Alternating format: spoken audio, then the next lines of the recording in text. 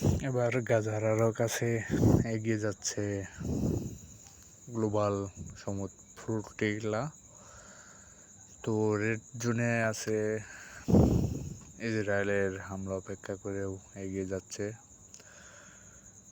গাজার দিকে। গ্লোবাল সমুদ্রে আছে বিভিন্ন দেশের রাজনীতিবিদ এবং চিত্রশিল্পীরা, যারা গাজার মানবতার জন্য যাচ্ছে। দীর্ঘদিন ধরে গাজায় নৃশংসভাবে ইসরায়েলের হামলা, তবু কোনো দেশ থেকে ওইভাবে কোনো ত্রাণ সহায়তা পায়নি।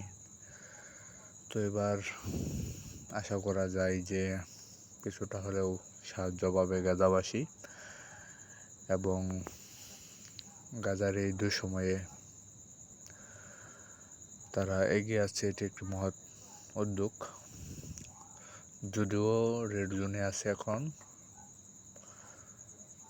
তা অপেক্ষা করেই তারা ইসরায়েলকে চোখ রাঙিয়ে গাজার দিকে এগিয়ে যাচ্ছে, এবং আমরা আশা করব যাতে তারা সফলভাবে মিশনটা সাকসেস হয় এবং গাজাবাসীর পাশে থাকতে পারে,